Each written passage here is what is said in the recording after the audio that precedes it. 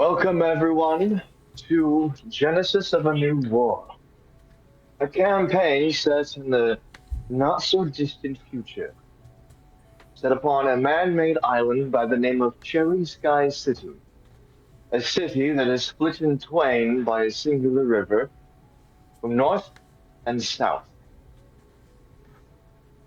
This city is the most technologically advanced city of the world thus far, and in the center of it, or at the very least the south center, lies the headquarters of the Megacorp. This particular corporation is effectively a technological haven for all of those who desire to um, improve technology for innovation and the like.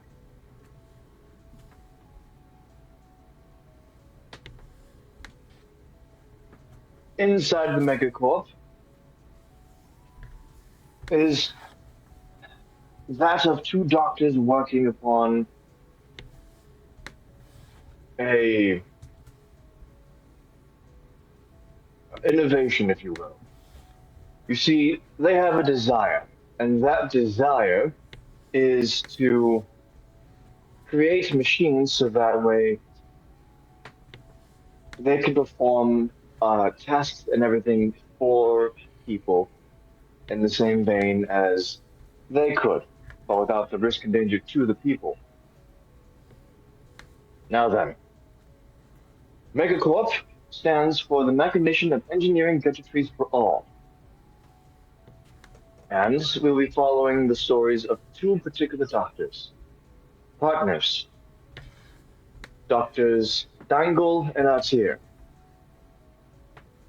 Dr. Atir was the mad genius who focused entirely on the bodies and made sure that everything was functional, while Dr. Dangle was the man who have revolutionized that of AI.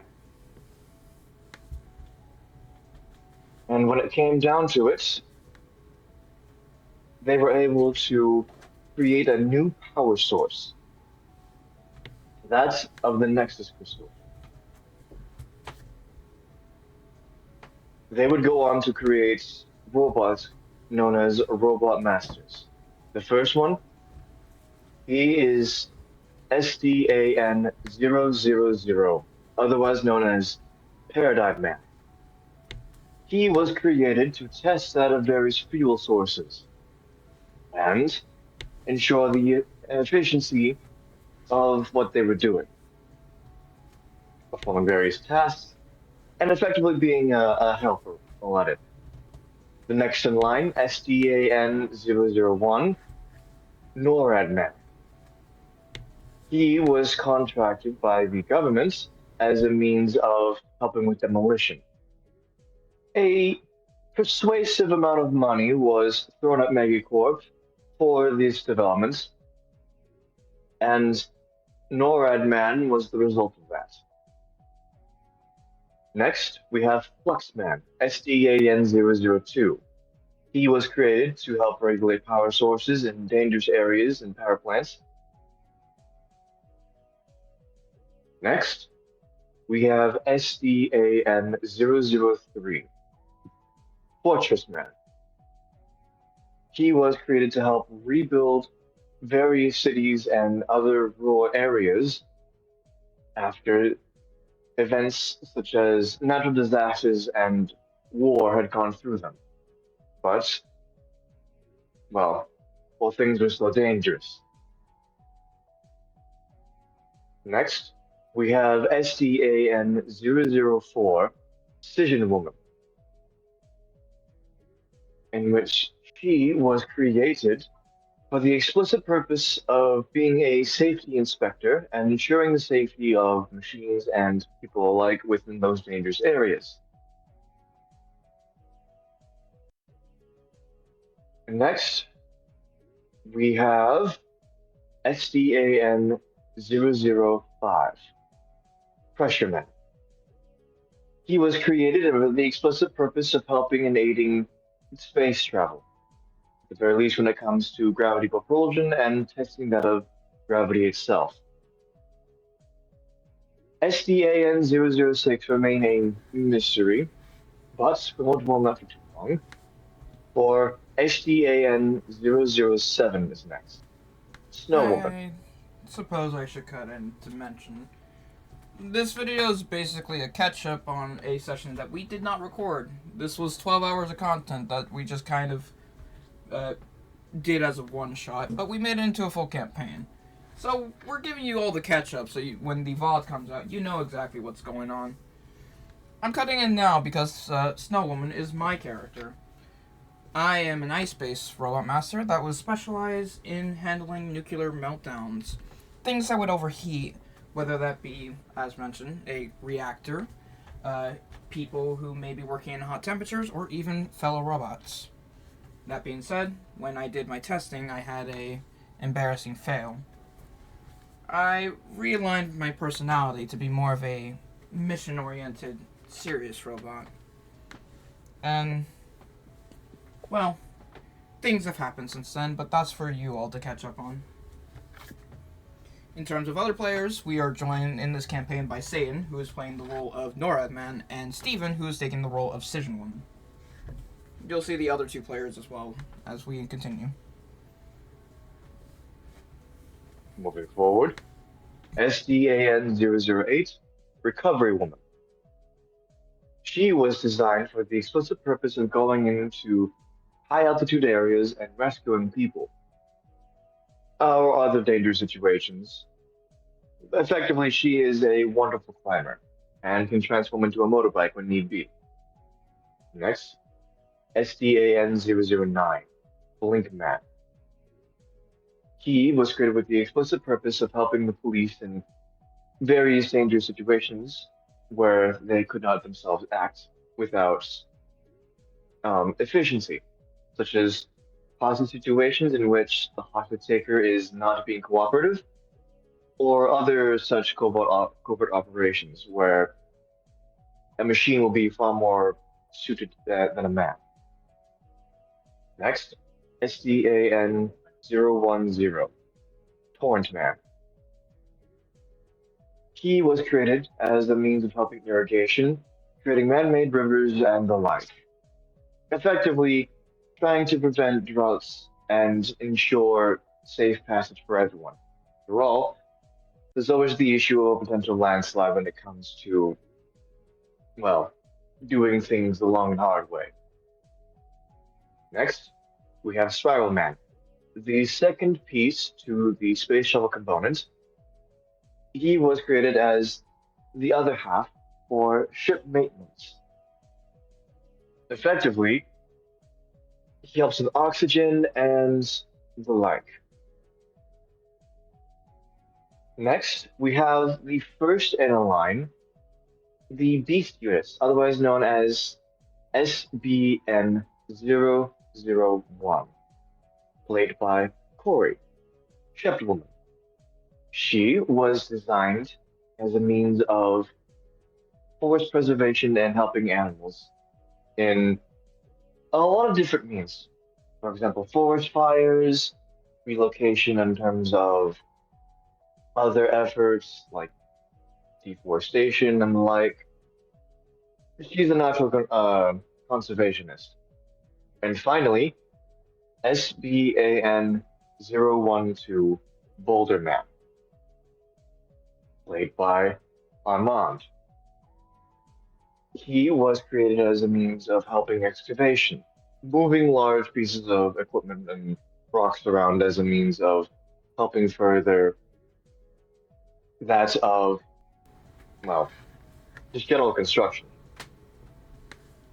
After Boulder Man's creation, they would be then taken to a, a museum as a means of showing off the world what they were capable of.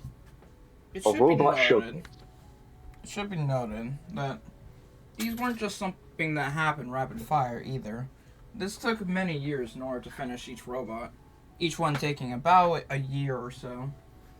We all stayed Oh in the yes, tower while we were being built, and it wasn't just simply commodities, we were essentially family, with the doctors being as fathers. Yes, each year that passed, a new one was added, but all the others just simply got closer and closer, seeing each other as brothers and sisters, and one ever-growing happy family.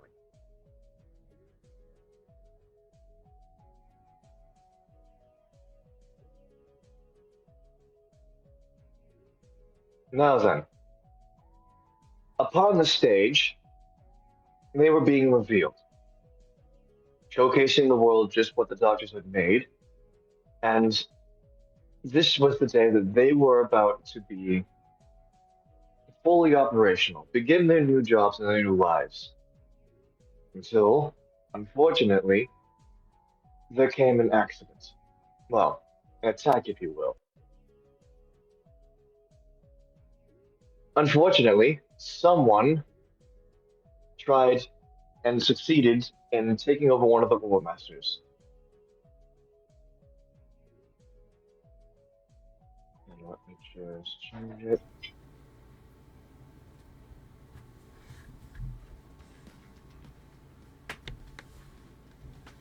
Unfortunately, Blinkman was the first to disappear. No one knew where he went, but they didn't have time to really consider the implications of the missing Blinkman, in which they then started helping saving people as other robots began to attack. Simple-minded robots. All the while, they were being taunted and told by some foreign force that they were going to take the doctor's hard work, everything that they had worked upon, and use it for their own means.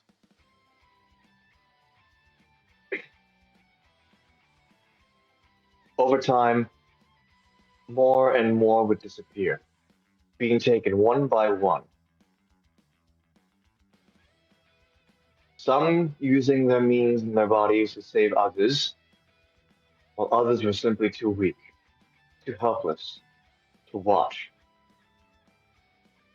As each one was taken, the fighting didn't stop until 8 of them were taken, leaving behind NORAD Man, Cision Woman, Snow Woman, Shepherd Woman, and Boulder Man.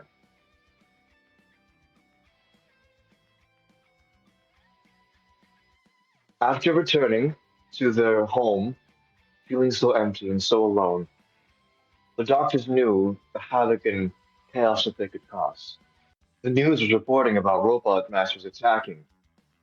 The city was under siege. After repairing the robots that they had, it was decided that they were to go out and help the people. Ultimately, it was a vote by popularity for who they would go first. After all, they had 8 to take care of. But they decided the best thing to do that was to do it one by one to ensure that they weren't outmatched. They could We ensure success. we decided to start with Blinkman. He was the first one to disappear. If anyone was to have information about these mysterious attackers, it would have been him. I was also confident that if anyone was going to have an advantage, we might be able to get an advantage using my ability. Or so I thought. Yes, indeed.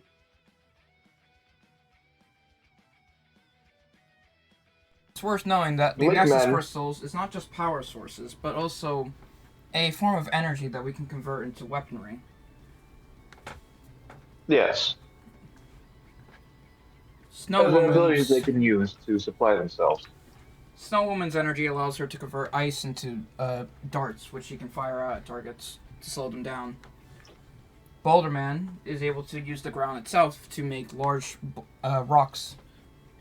Cision Woman can turn her energy into disposable blades that she can throw. Shepherd Woman can protect herself using a barrage of leaves, while NORAD Man, being demolition, is able to manifest bombs and can detonate them. This will be important for a lot of information coming up. I figured it was good to mention it now. Yes.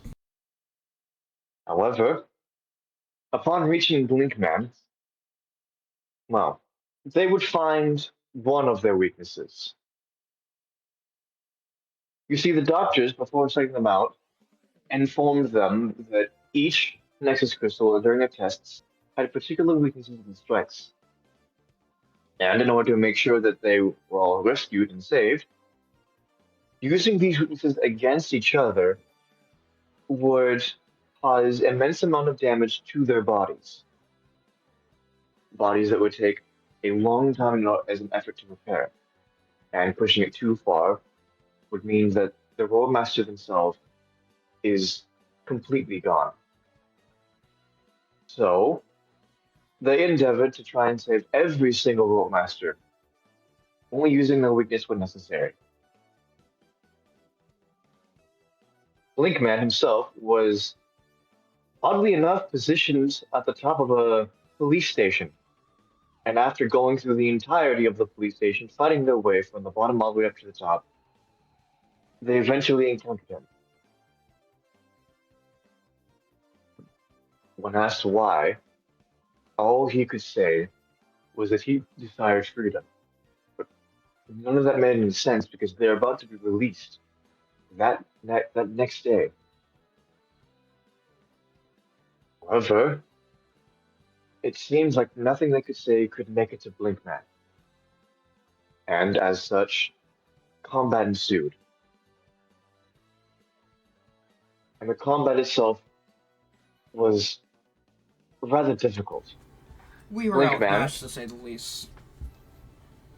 oh yes, None of us had combat experience prior. To us, it was mostly just self-defense techniques that we learned over the years, but we never actually went out of our way to hurt each other. It's clear that our brothers and sisters did not have that same mentality going forward. It was like their mentality changed yes. entirely. Personality was just nothing like we knew them. Not to mention, Blinkman himself was created for combat scenarios. Well, kind of, sort of. Like I said, he was created to help the police in efforts that they themselves could not handle. However, that, paired with his new personality and his Nexus Crystal World Stopper, meant that this fight was the most difficult one that they would ever have. At least I would say. World Stopper allows him to collect enough energy to temporarily distort time itself, only within a certain range. But while time is stopped, he's able to move freely, giving him plenty of opportunities for open attacks. His protocol is based off the monk protocol as well, so he's able to get in a lot of swift strikes. Safe to say, once he Mhm. gets your sight on you, you're gonna have a hard time if you're not prepared. And prepared we were not. For each strike that he performed while within frozen time, it was empowered by the crystal itself, causing that much extra damage, in which no one would find out exactly what that meant. She could feel her body begin to tear and distort under the weight and the pressure of his forceful strikes. It took the efforts of everyone, but eventually he would fall, but not without a great cost. You see, during the scuffle, Blinkman had caused basically a darkness protocol to envelop the roof, and through it, they had an even more hard time to try and get their sights on him, to try and land anything. It was actually Boulderman who No stepped one, up. I was unable to do anything since I had taken heavy damage from my own weakness. Boulderman that requested is that true. Noraman put two bombs on his body, and in a desperate struggle, he attempted to grab the monk-based robot master. Despite all odds, he succeeded, and Noraman was allowed to detonate the bomb. When the dust Knocking cleared, them both out. yeah. Well, I wouldn't quite say Boulderman was simply knocked out, comparatively. No, his body sustained massive amounts of damage from the explosions. Not exactly that his weakness was Norad Man, but it was still a lot of damage for his body to take.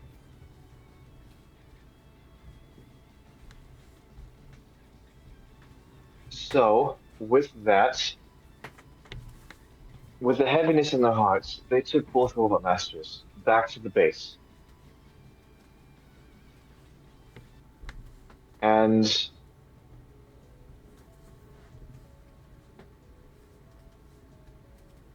there they would find a lot of information. I'm going to transfer it over. I'm going to need you to go to the repair room. Okay. Oh, it did it automatically. Lovely. The doctors admitted that there's only so much they could do, but because his personality and memories were intact, there was a good chance that they could repair him, but it would be a long while. So, each and every mission, they endeavored to use some of their energy and efforts to repair him. However, Blinkman's was the most fruitful, as they found out that Blinkman had a different personality or a different profile installed onto him. They couldn't exactly get into it because it was heavily encrypted, and breaking that encryption meant possibly breaking Blinkman's memories, at least the ones that were in regards to what was going on. However, it meant that each and every rope master that was fighting was not exactly fighting of their own will. It was something effectively forced upon them. They were trapped.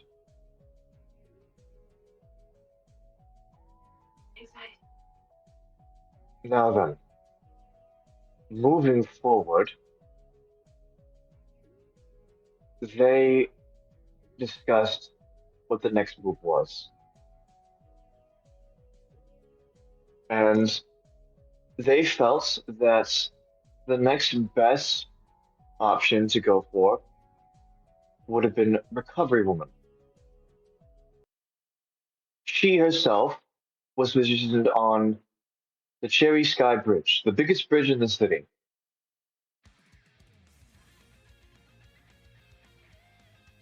And the amount of damage and chaos that they were causing was apparent. The bridge itself was torn to shreds, meaning that the escape efforts of the people was effectively diminished. Machines were attacking people within their cars, and Recovery Woman was riding free in her bike form. It wasn't until Shepherd Woman used the Entangle Protocol, in which Recovery Woman got trapped, and everyone started to move in. But it was Shepherd in that moment when Shepherd Woman has a protocol based off of the old legends of druids, those who could tap into nature. It was a very natural thing for her. yes. Now, it wouldn't be until this very moment when they all realized who Recovery Woman was effective against. Recovery Woman uses Nitro Blade, as her Nexus Crystal. It's a scimitar that acts as a saw sword that can unleash buzzsaws that roll along the ground and can help with climbing. This, as you can potentially imagine, made it cutting vines and the other like very effective. And when used nearly upon Shepherd Woman, she nearly got hit. And just in that instance, with her berry being cut, she knew exactly that it was her weakness. However, through everyone's efforts and Snow Woman taking matters into her own hands, pummeling Clearly. Recover Woman until she could not move any further, they would be successful. That being said, desperation also leads to innovation, as we learned a new power with the capabilities of ourselves. Man and Snow Woman actually found out that if timed right, their weapons can combine at the same time. allowing for a more explosive attack. And we found out that Yes, compatible Wilbert Master weapons are capable of doing similar feats. We've had plenty of time to experiment more with those. You'll have to see them later on. We did end up finding out that Recovery Woman was weak to my attacks, so hence me taking matters into my own hands. It's difficult considering my protocol is based off sorcerers, but it was enough to help us out, so. but these past two fights would leave deep images embedded in their minds. Boulder Man sacrificing himself in order to get Blink Man. Snow Woman quite literally standing over a broken and beaten and entangled Recovery Woman, while Shepherd Woman can all but watch in fear as her barrier was cut, pierced through. And the other two weren't exactly happy either because they didn't know what their weaknesses and strengths lie either. Safe to say, they were in for a long bout of fights. And I think that that is as good as any to leave it there. Unless you have something you wish to add, I believe we recorded everything else. In terms of the rest of the characters, Norad Man follows a protocol of Ranger, while Decision Woman follows the protocol of Artificer. She tries her best to play the big sister of the group, trying to make sure everyone's doing okay, but, well, we'll just have to see how that ends up for everyone. Who are these mysterious robots that attacked us? Will we get all our siblings back? Well, we already know because we've recorded all the sessions, but you'll have to find out as you watch the VODs, so. I think that was all good. Thanks for taking the time to record this Alrighty, with me, T. And no can't wait to see problem. what we do next.